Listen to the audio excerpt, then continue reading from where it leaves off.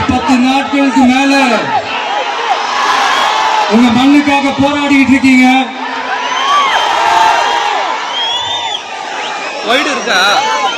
உங்க போராட்டத்தை பத்தி ராகுல் ஒரு பையன், சின்ன பையன் பேசுறதை நான் கேட்டேன். அந்த குழந்தையோட பேச்சு மனசு ஏதோ செஞ்சிருச்சு. உடனே உங்க எல்லாரையும் பார்க்கணும்னு தோணுச்சு, உங்க எல்லாரையும் கூட பேசி ஆகணும்னு தோணுச்சு. உங்க எல்லாரும் கூட நான் நிற்பேன், நீ தொடர்ந்து நிற்பேன் சொல்லணும்னு தோணுச்சு.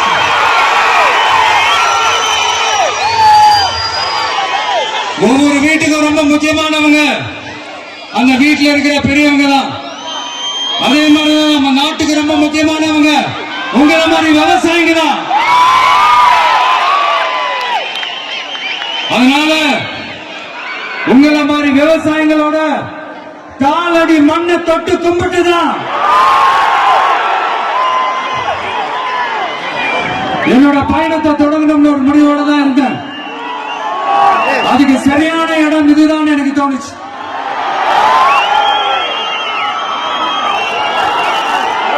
என்ன உங்க வீட்டில் இருக்கிற ஒரு மகனா என்னோட கள அரசியல் பயணம் உங்களோட ஆசீர்வாதத்தோட இங்கிருந்து தான் தொடங்குது. நம்மளுடைய முதல் மாநில மாநாட்டில் நம்ம கட்சியினுடைய கொள்கையை பத்தி நான் எடுத்து சொன்னேன். அதுல ஒண்ணுதான் இயற்கை வள பாதுகாப்பு. சூழலியல் மற்றும் காலநிலை நெருக்கடியை எதிர்கொள்ளக்கூடிய இயற்கைக்கு ஊறு விளைவிக்காத பகுதிசார் மாநில வளர்ச்சி பரவலாக்கம். இதான் நாம் அறிவிச்ச அந்த கொள்கை. இதான் நான் இங்க சொல்றதுக்கு காரணம் ஓட்டு அரசியலுக்காக இல்ல.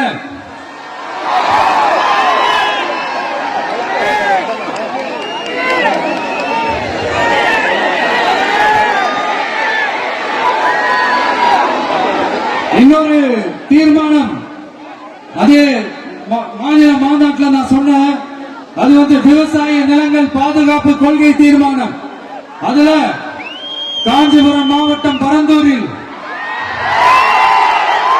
1000க்கும் மேற்பட்ட ஏக்கர் பரப்பளவில் 13 நீர்நிலைகளை அடிச்சு சென்னையை நிரந்தரமாக வெள்ளக்காடாக்கும் திட்டத்தை ஒன்றிய மாநில அரசுகள் கைவிட வேண்டும் என்று வலியுறுத்தின.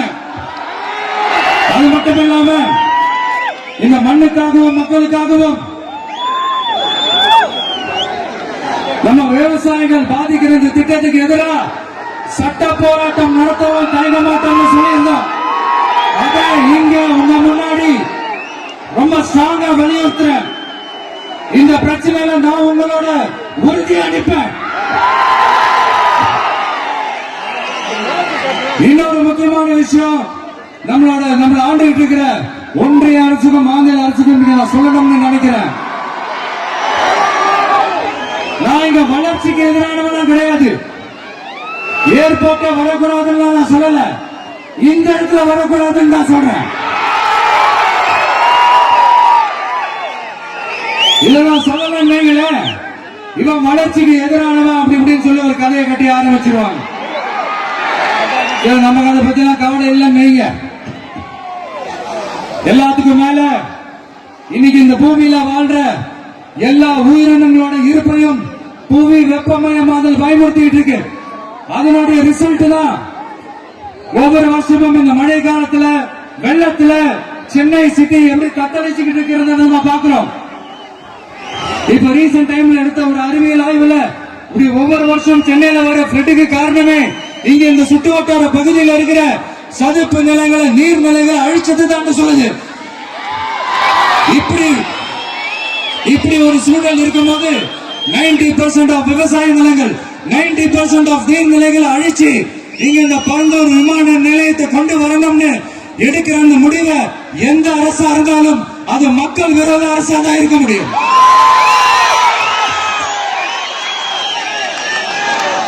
இப்ப சமீபத்துல நம்ம அரிட்டாப்பட்டி பகுதியில அந்த டங்ஸ்டன் சுரங்கம் அமைக்கிறது எதிர்த்து தமிழ்நாடு அரசு ஒரு தீர்மானம் ஒன்று கொண்டு வந்தாங்க. அதை நான் மனப்பூர்வமாக வரவேற்கிறேன். ஆனா அதே நிலைப்பாட்டை தானே இங்க நம்ம பரந்தூர் பிரச்சனையில எடுத்திருக்கணும். எடுக்கணும். எப்படி அரிட்டாப்பட்டி பகுதி மக்கள் நம்ம மக்களும், அதே மாதிரி தானே பரந்தூர் மக்களும் நம்ம மக்கள். அப்படித்தானே ஒரு அரசாங்கம் யோசிக்கணும். ஆனா அப்படி செய்யலையே. ஏன் செய்யல? ஏன்னா இந்த விமான நிலையத்தையும் தாண்டி இந்த திட்டத்தில் அவங்களுக்கு ஏதோ ஒரு லாபம் இருக்குது.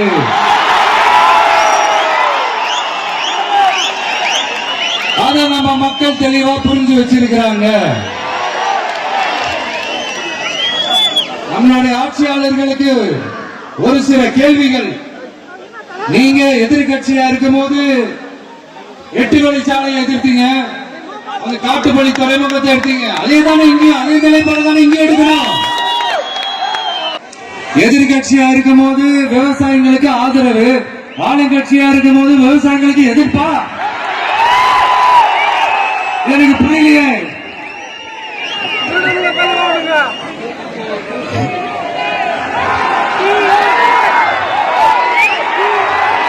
அதனால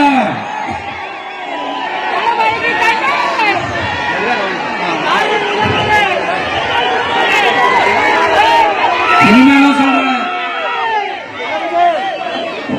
உங்க நாடகத்தெல்லாம் பார்த்துக்கிட்டு மக்கள் சும்மா இருக்க மாட்டாங்க.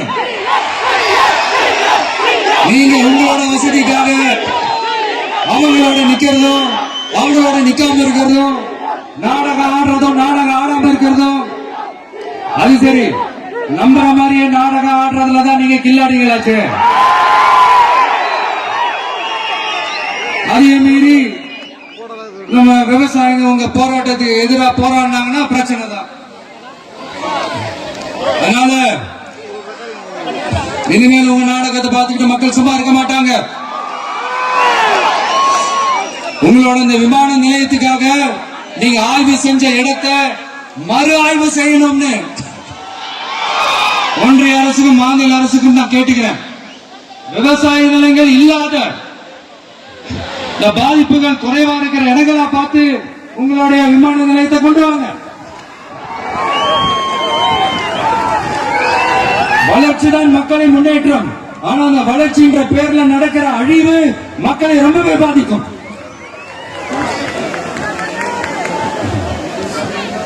நீங்க எல்லாரும் உங்களுடைய ஊர் கிராம தேவதைகளான கொல்லமட்டால் அம்மன் ஆலயம்,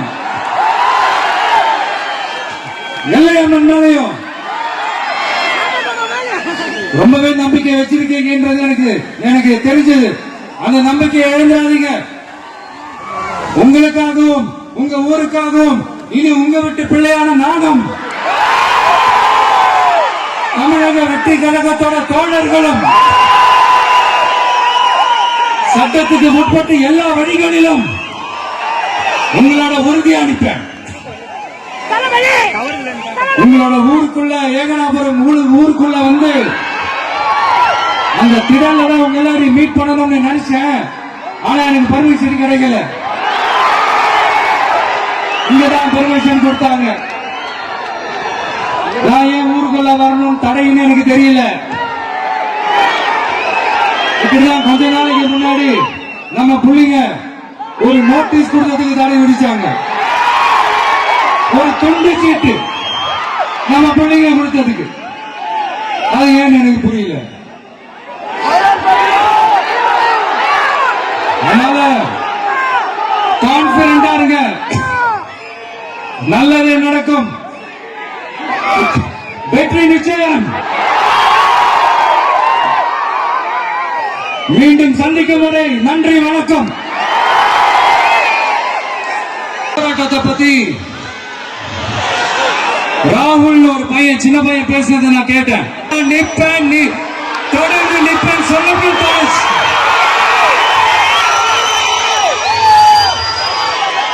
ஒவ்வொரு வீட்டுக்கும் ரொம்ப முக்கியமானவங்க அந்த வீட்டில் இருக்கிற பெரியவங்க தான். அதே மாதிரிதான் நம்ம இன்னும் கொஞ்ச நேரம் டைம் ஸ்பெண்ட் பண்ணலாம் தான் வந்து. ஆனா இந்த நிலவரம் பார்த்தா முடியாது போல் இருக்கு.